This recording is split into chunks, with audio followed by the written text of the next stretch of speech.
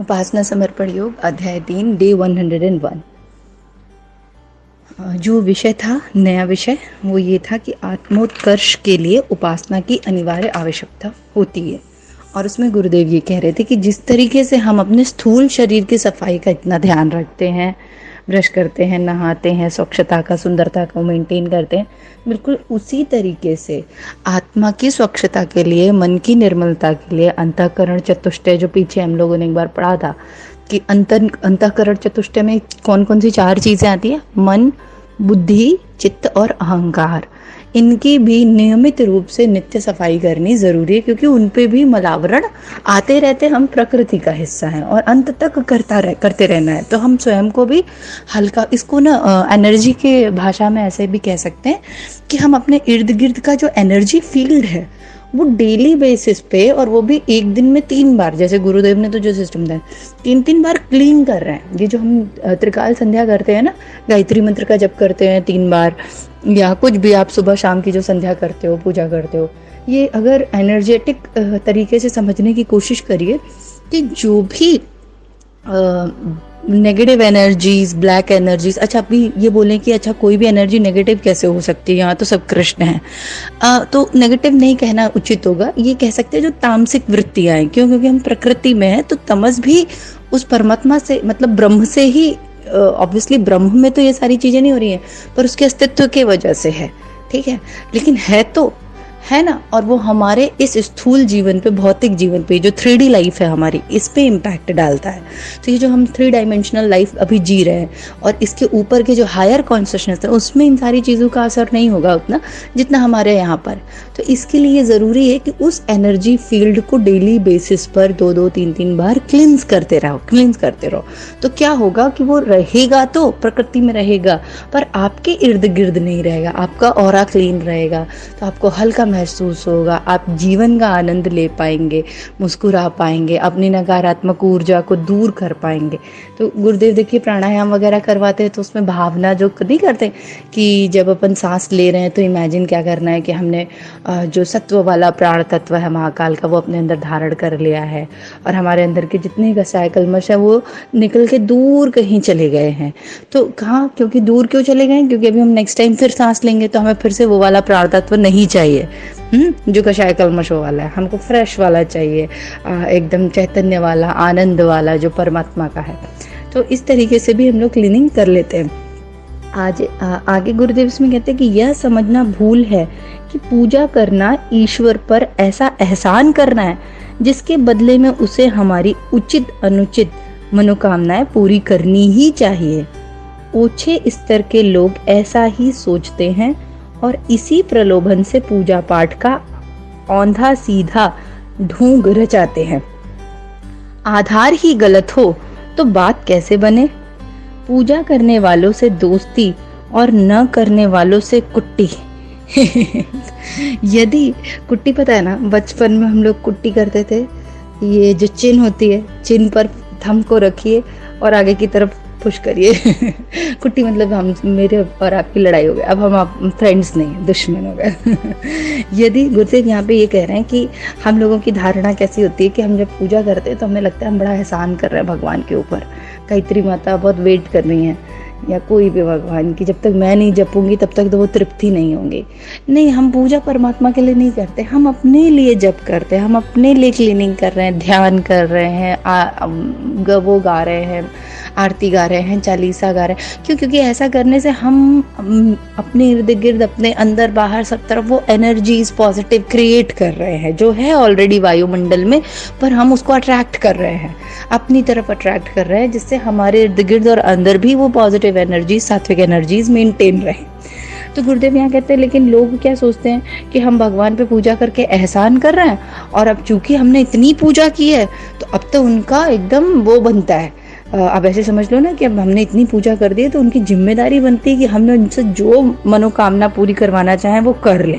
तो वही गुरुदेव कह रहे हैं कि औंधा सीधा ढोंग रचाते हैं और गलत सही कैसे भी करके मनोकामना पूरी करवाते हो, और बात भी ऐसे ही करते हैं, मैया अगर इस बार आपने मेरा ये वाला काम नहीं किया तो आपसे कुट्टे, और नहीं तो आपसे दोस्ती, अगर आपने मेरा काम कर दिया तो आपसे दोस्ती है, और नहीं किया तो कुट्टी। तो ऐसी बातें अपन लोग भगवान से करते हैं, क्यों? क्योंकि हमारा रिश्ता ही भगवान से बिजनेस का है। कहीं ना कहीं हम सभी ने जीवन में पहले भी ऐसा ही किया होगा कि परमात्मा के साथ कोई प्रेम का संबंध, कोई आत्मीयता का संबंध नहीं था कि हम उपासना इसलिए कर रहे हैं कि जिससे उनके सद्गुण, उन ऐसे समझो ये परमात्मा क्या है, सच्चिदानंद स्वरूप गायत्री माता है, कोई भी इष्ट जिसकी आप आराधना करते हैं, उनका मूल ट्रेट क्या है? मूल ट्रेट है कि वो सच्चिदानंद स्वरूप है। तो क्या कभी वो पूजा करते समय ये फील किया कि मैं भी उनके इस ट्रेट को ले रही हूँ अपने अंदर, कि मैं स्वयं ईश्वर बन रही हूँ, ब्रह्म बन रही हूँ, सच्चिदानंद स्वरूप बन रही हूँ? हमारी पूजा हमेशा से कैसी रही है कि हम कुछ पूजा कर रहे हैं, इसके बदले हमको क्या प्राप्त होगा, भौतिक जगत से संबंधित कोई काम, कोई वेश, कुछ भी हो सकता है वो। दूसरा, आत्मोत्कर्ष में भी एक प्रकार की कामना ही है, ऐसा नहीं है कि आत्मोत्कर्ष क्या है कि कोई कामना नहीं है, पर ये सात्विक कामना है एक प्रकार की, कि मैं ये पूजा कर रही हूँ तो इसके माध्यम से मेरे अंदर सत्व बढ़ जाएगा, मेरे कषाय कल्मष दूर हो जाएंगे, माँ गायत्री के गुण मेरे अंदर आ जाएंगे। माँ गायत्री क्या है? ईश्वर तो निराकार होते हैं, तो माँ गायत्री क्या है? सद्भावना, सद्बुद्धि, सत्प्रवृत्तियों की क्या है? एक प्रकार के अलंकारिक वर्णन है ना, कि वो हंस पर बैठी हुई है। अगर गायत्री माता के चित्र को भी एक्सप्लेन करें तो कैसे उन्होंने पुस्तक पकड़ी हुई है, वीणा पकड़ी हुई है, तो ये सब एक्सप्लेन करता है कि कैसे हमारे जीवन में भी सात्विकता उभरे, सद्भावना उभरे, हम स्वाध्याय करें अच्छी पुस्तकों का, बुद्धि विवेक हमारा डेवलप हो। ये एट्रीब्यूट्स जब आने लग जाएं तब समझो कि सही सही पूजा हो रही है।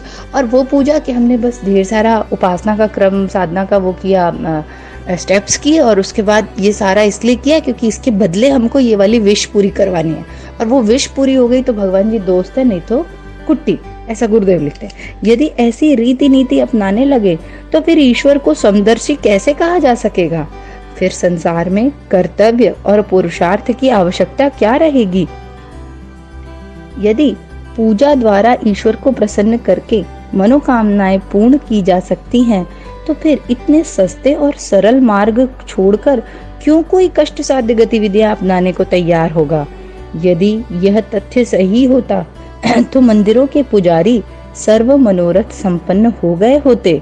साधु पंडित जो ईश्वर का ही झंडा उठाते फिरते हैं, सर्व कामना संपन्न रहे होते। फिर उन्हें अभाव असंतोष क्यों सताता? प्रत्यक्ष है कि यह वर्ग और भी अधिक दयनीय स्थिति में है, कारण कि उपासना को कामना पूर्ति का माध्यम समझा गया और आवश्यक कर्म निष्ठा से मुंह मोड़ लिया गया। इस गलत आधार को मान्यता मिल जाने से आस्तिकता का उपकार नहीं हुआ, वरन उसे असत्य और असंदिग्ध मानने की अनास्था ही बड़ी है। गुरुदेव कहते हैं कि ये जो हम लोग, या आप ये देखिए कि अगर ऐसा ही होता कि जो बहुत ज़्यादा पूजा करता है या कर्म कांड करता है और परमात्मा उसकी सब मनोकामनाएं पूरी कर देते हैं, तो ऐसा देखते तो जो मंदिर में पुजारी लोग रहते हैं या जो जितने भी हम लोग सामाजिक स्तर पे भी देखते हैं, भगवान जी लोगों की वो निकलती है, रथ निकलती है, झंडे वगैरह निकलते हैं, सब होता है ना, इवेंट्स होते हैं कुछ कुछ, तो लोग बहुत पार्टिसिपेट करते हैं, बहुत लोग अक्सर। तो अगर ऐसा ही कुछ होता तो उनके जीवन में तो कोई दुख ही नहीं होता और उनकी तो सारी मनोकामनाएं पूर्ण हो गई होती और उनको कोई पुरुषार्थ नहीं करना पड़ता। मोस्ट इम्पॉर्टेंटली जो गुरुदेव फोकस कर रहे हैं कि अगर यही बात है कि जो भगवान की पूजा करता है उसको खुद कुछ नहीं करना पड़ता, क्योंकि भगवान एक ऐसी चीज है कि उनकी खूब पूजा करो तो वो स्वयं से सब कुछ कर देते हैं, तो ऐसा नहीं है।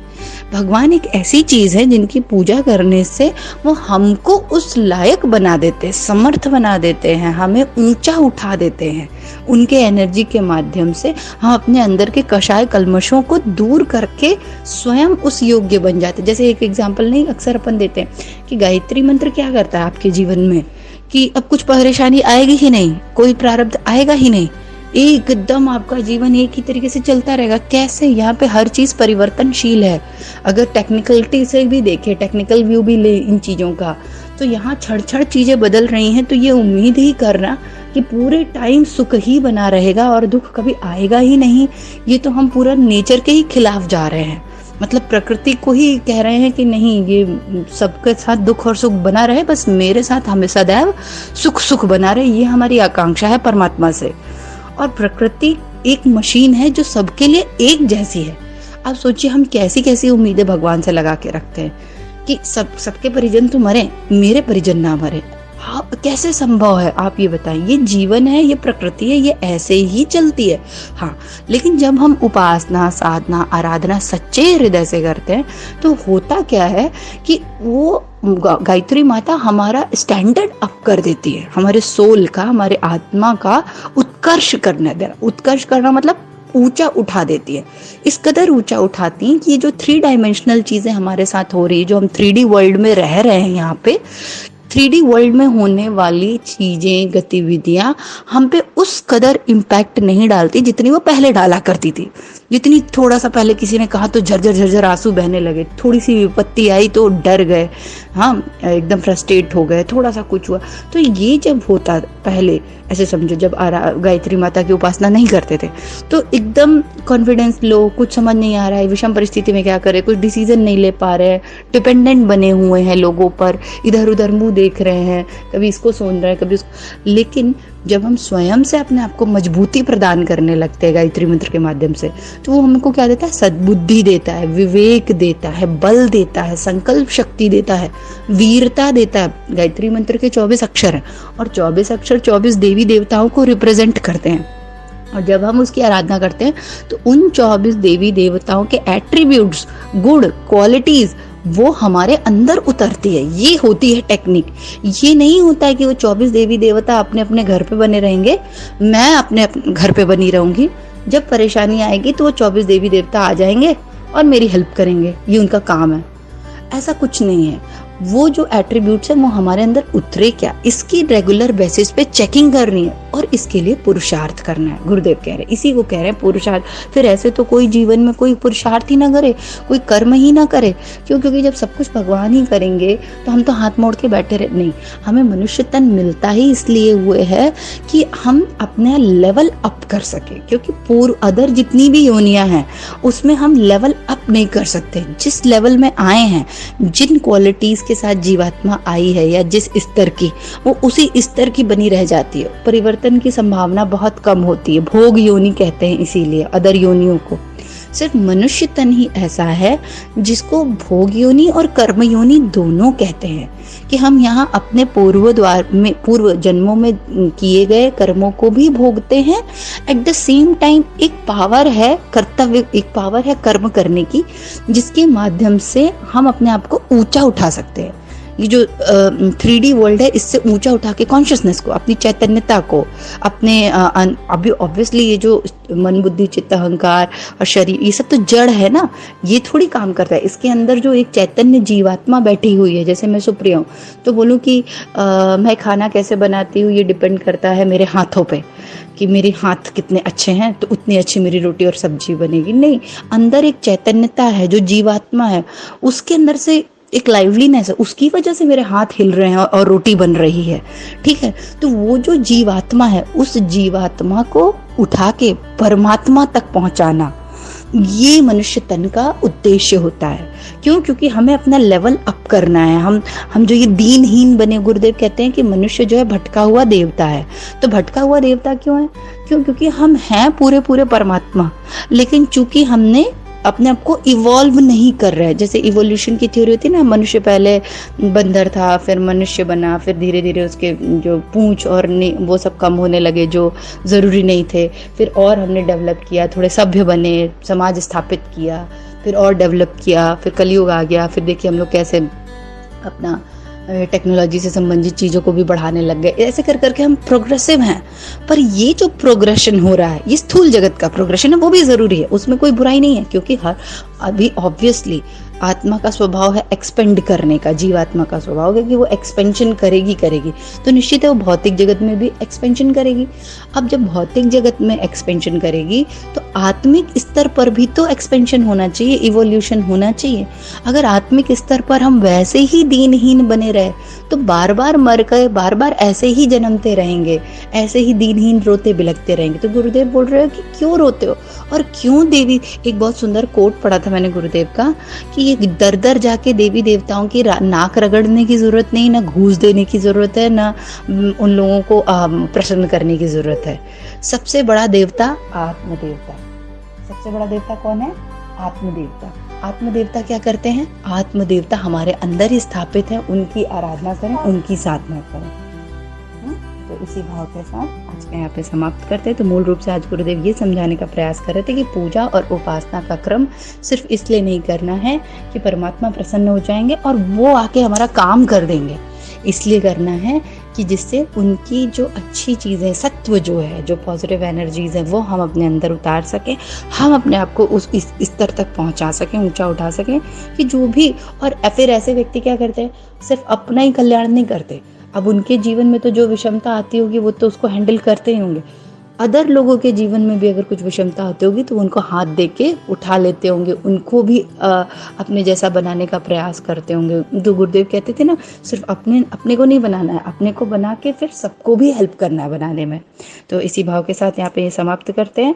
जय गुरुदेव, सभी को प्रणाम। हमारे YouTube चैनल को सब्सक्राइब करें और बेल आइकन को दबाकर ऑल पर क्लिक करें ताकि नोटिफिकेशंस आपको मिलती रहें।